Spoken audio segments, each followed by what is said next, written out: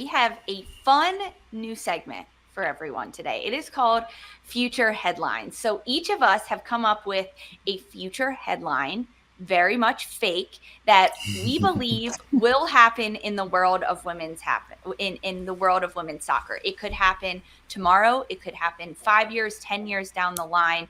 So we are going to go around. We don't know each other's headlines, our future headlines, and what we think could be predicted, but you have to state your headline and then explain how it will be written and why you believe that this could happen.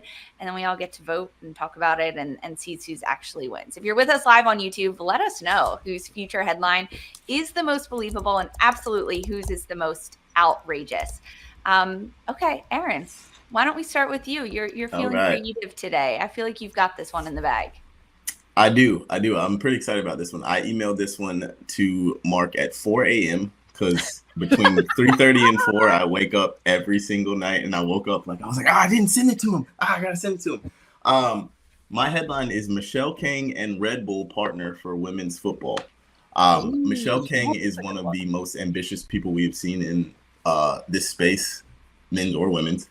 She's snapping up properties left and right, and Red Bull on the men's side are incredibly ambitious, but they haven't really done much, if at all, on the women's side. I think they have one team. So I think these two entities with a lot of capital, a lot of ambition coming together is the headline for them to create a massive women's football conglomerate. Wow. That's a great one. Yeah, okay. I equally want that to happen, but now I want to see it. Yeah.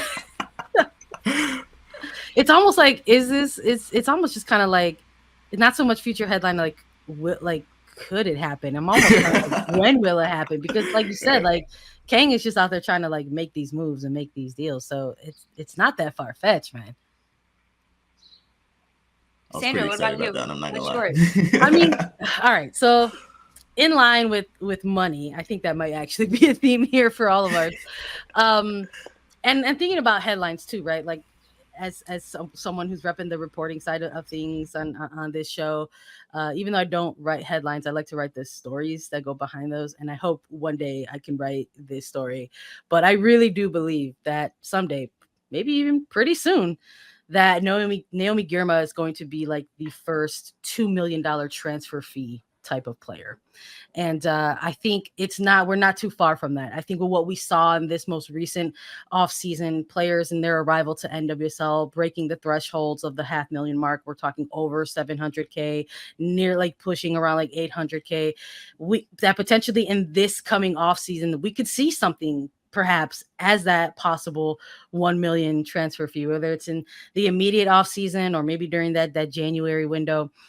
We'll see. But I think Naomi Girma is doing incredible things right now. We're coming off of a window where she's not only putting up defensive numbers, but now scoring goals and showing she's a threat. And that way she's just getting better and better as weeks go by. And so I think if people or other teams or other clubs want this particular player, they're gonna have to pony up. And I think that she's the player that could be that $2 million transfer fee player. I feel like she's destined to wear a Barcelona shirt. It's got to happen, right? It's got to happen. Ooh, where would you guys want to see her play if she goes abroad? I would like to see her go to England, if I'm being selfish. I think there's some good stuff happening in both of these leagues right now, and there's a healthy competitive level where it's just here are players who are coming in NWSL. Here are players who are going to England. And I can only imagine that if Naomi Girma even, potentially gets a sniff at going to Women's Super League, England will lose their minds. They will absolutely start that narrative of the NWSL is failing. All their best are leaving. They love, everyone loved that stuff. Not just accent. Hey, it's Halloween. So I just am I could just see it. But I mean, look, Naomi Girma, we got to throw it back, right? Lisa, the first time we had her on was when she got drafted, to San Diego. And I remember when we did this interview with Girma, she was doing this interview with us from London. So she's not a stranger to going to England. And I'm sure she's a fan of all of what they have to offer. So I think it's got to be 2 million, though. It's got to be 2 million. Sandra, did you come up with this future headline before she scored her first 2 goals ever last night or after she had her brace? Definitely after. I'm not going to give myself that much good. Definitely after. You're like, this strengthens my argument that she's Yes. a goal She scorer. added 500,000 onto the brace. She was like, it was 1.5 when I originally. Per goal. Correct. That's right, Aaron. That's right. I like it. I could see maybe the NWSL to Lyon pipeline continuing because so many big players from the league, from NWSL, go over to Lyon, gain a lot of experience, play in Champions League. It could happen. I like that. That would be good for her game too. Yeah, imagine Renard and Girma. I was just going to say Girma to Lyon for Renard retiring. I was like, there's the replacement. All right, should I go? Replacement. Please. What you got, Darian? All right. One of my many headlines I workshopped and then impulsively was texting Mark and retracted.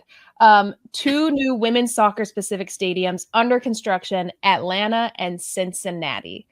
I think that those 2 locations are also up for debate. I was also thinking Austin would be really dope, but I digress. I do think Kansas City has absolutely set a trend with the women's specific soccer stadium in KC selling out every single match this year. We have a man painting himself teal every freaking weekend to support KC Current. You have so many people backing, investing in that stadium, in the women's team, wanting to bring a WNBA team there now. I think women's sports is taking over, and to have their own specific stadiums is the new standard. The Longs have made that the standard for the league, for the growth of the women's game in the United States. And so we've got a lot of real estate here in America. And those are 2 places I think that can afford to build 2 beautiful stadiums for the league. And it's just going to attract incredible players to come play there and be treated like the true professionals that they are. And I can see this being a very realistic headline in the coming future. Okay, I like this one, Darian. I like it because we need more women-specific stadiums that they are first tenant for scheduling purposes, for everything, right? For good game selection, all of it, postseason too. But you missed a very crucial city in your listing of them. My future headline. My future headline. The NWSL announces Philadelphia as 16th expansion team set to play in 2026. Specific in my headline with the timeline of it. Philly doesn't have any women's professional sports team, and it is such a passionate sports city that is desperate for a women's team in the WNBA, in the NWSL, whatever it may be. But the NWSL is on the cusp of adding a 16th team. And Philadelphia is going to be it. Gotham has played a number of games at Subaru Park. They've come to Philadelphia during the Summer Cup, during Carly Lloyd's farewell tour. The U.S. women's national team comes to Philadelphia, plays at the Link. There are always fans there. And since the WPS folded and the Philadelphia Independent said goodbye, there has been a drought of women's sports in Philadelphia. The fans are passionate. There's already a fan base built in. There are watch parties all the time for U.S. women's national teams, for Gotham games, for everything in Philadelphia, and they need to reward the fan base there by giving them a 16th expansion team in Philly. What Lisa didn't tell you is she's actually trying to sow the seeds of discord. She wants to rip South Jersey in half. She wants houses to war between Gotham and Philly. The thing is, South Jersey people are only fans of Gotham because they didn't have a team. It's true. Philly. No, you're right. I mean, she's not wrong. It's literally the only reason that anyone in the Philadelphia area would cheer for a Jersey team. And it has to be a green team, right? The team has to be green, right? It has to be green. Lisa, I like this. In my opinion, Gotham needs to move into New York. As soon as NYCFC gets their new all evergreen stadium, I think that Gotham should make that move. Now I'm just being a conspiracy theorist. I would love that. She's like, I want them closer to my house. I can change out Cincinnati for Philly. Let's go. Atlanta and Philly. Oh, thank you so much, Darian, for switching to the good side. I appreciate that. And we'll just leave Jersey in the dust. Bye, I'm sorry. Jersey. Sorry, Dirty Jers. No one cares. Whoa. I hold a Jersey Cold-blooded. license, and I am obligated to stick up for the Jers in this moment in time. I absolutely do not have any alliance there besides the Heat. I appreciate that much. But otherwise, I am Philly through and through. I absolutely loved this segment, our future headlines.